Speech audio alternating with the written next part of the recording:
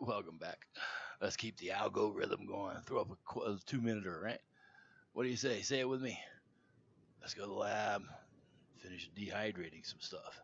So the Excalibur has a lot of shelves, which I like, but you can always move them. Now, if you recall the last video, we were working on peas.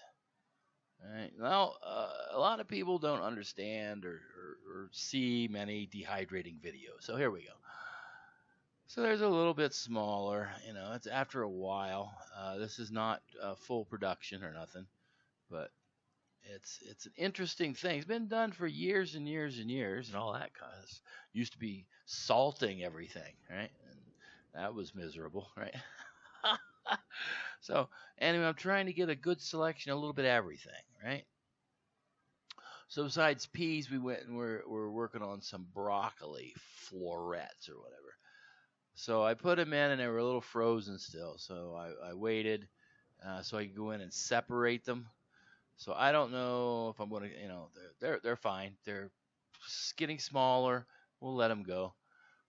Again, no hurry at all with these.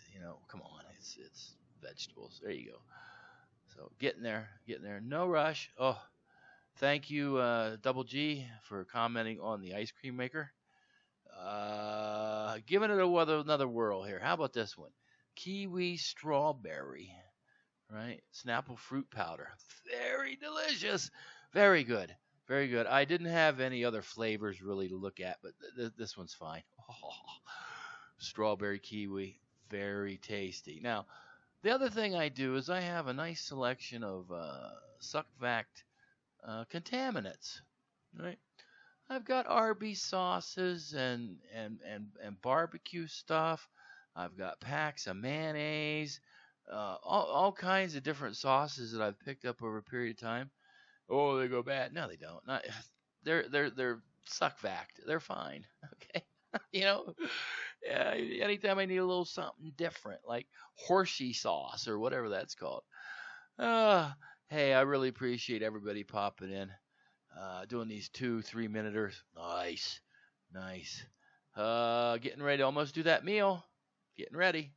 Hey, thanks. Later.